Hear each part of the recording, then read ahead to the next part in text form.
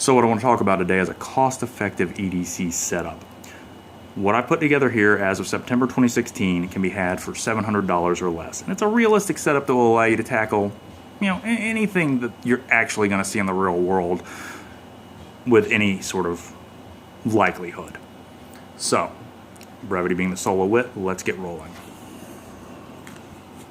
I think responsible adults should carry a handgun.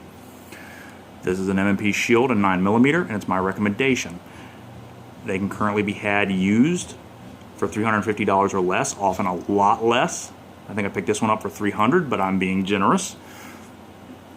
The sights are aftermarket, but the factory sights are completely usable. I just find the big dots help me in picking up the front sight faster.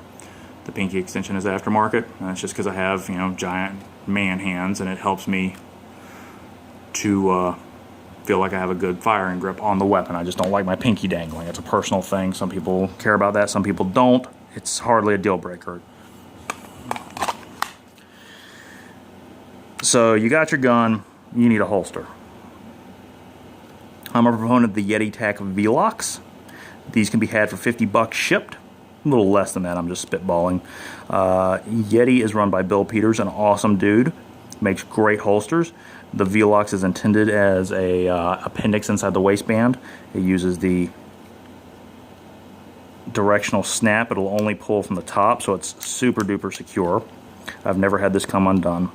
And I have carried it in the woods, in the rain, uphill both ways in the snow, etc. And it's just been an awesome little holster. I cannot recommend it enough. They come either black or random color. This was not random. Bill hooked this up. I had to do some favors. They may or may not have been sexual in nature, but it is what it is. It is an exceptional holster. It is exceptionally comfortable. Comfort shouldn't be your first priority in a holster. It working should be. That's another thing for another day, but that works as well as it does and as comfortable as it is, it's just a complete win. So next we have the Ontario Rat 1. You can have one of these for $30 shipped right now. This is the best pocket knife for under $50 that I've ever had, much less under $30 shipped. 25 is usually what they're going for. It is an exceptional pocket knife. It's been durable. I've been unkind to this thing, and it's kept on chugging. It does what it's supposed to do, which is cut things. It's not super complex, but I've had way pricier knives Benchmade give out a lot earlier than this. It's nice knowing that Ontario stands behind it. I mutilated this clip trying to do what I considered fixing it, and I called them up and told them I mutilated it, and that it was my fault entirely, and they sent me a brand new clip free of charge. So it's nice to know that you've got your $25 beater knife that the company stands behind.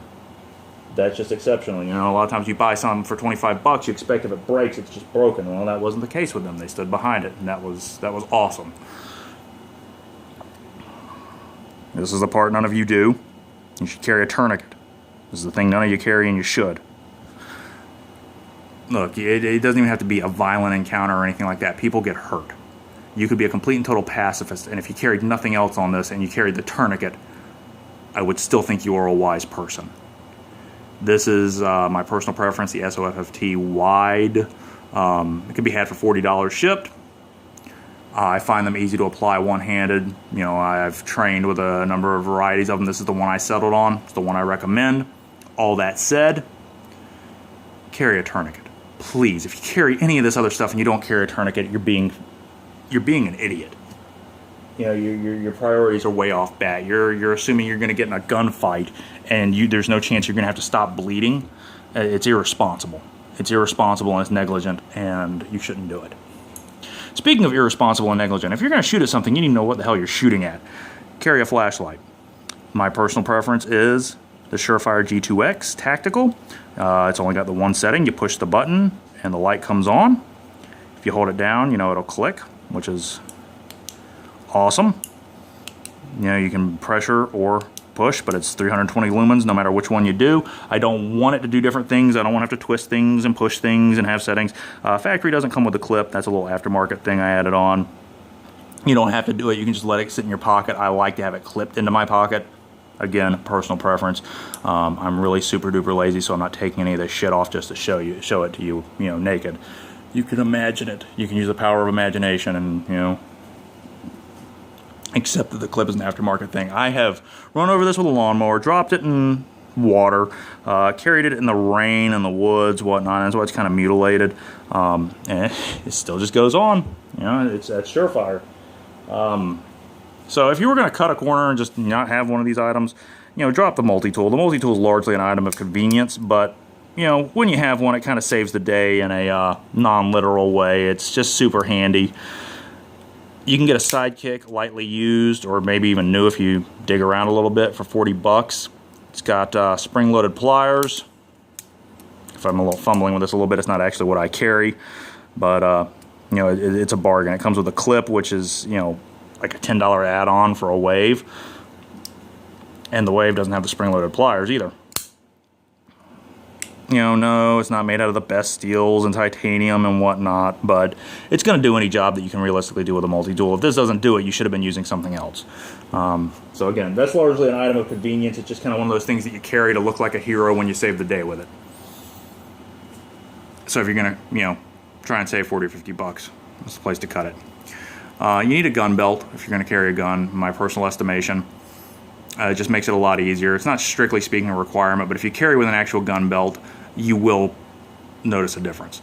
I'm wearing an SOE gun belt as a rule. This is their EDC belt. If I had it to do over again, I would probably not go with the Cobra buckle. It's basically just a tactical thing. You know, oh, I'm high speed, low drag. They have a low profile one which just, you know, has a little hook and loop thing, and I would probably do that if I got another one.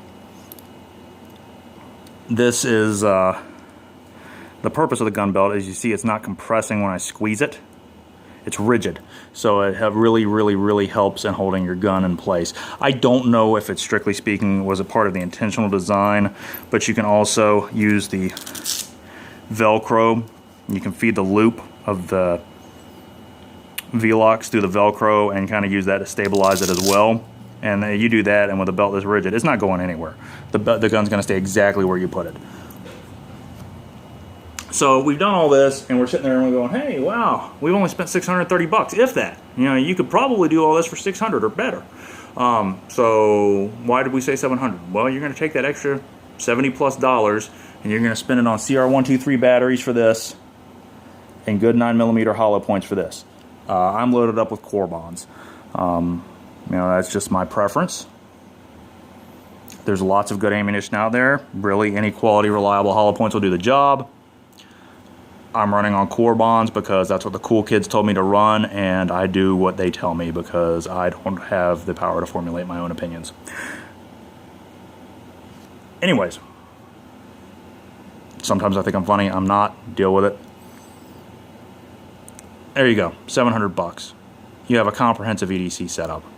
You know, yes, there are nicer things out there. You know, this is not the knife I carry. I carried this for a while, and it did very well by me. This is not the multi-tool I carry. This did very well by me. This is the tourniquet I carry. It's the gun, flashlight. This is not how I carry the tourniquet, but that's my EDC setup. That's the crap I carry and how I carry it, which is, you know, a subject for another day. Subject here, cost-effective EDC setup. You got 700 bucks. You're set. Thank you for your time. Thank you for watching, and I hope you have a great day.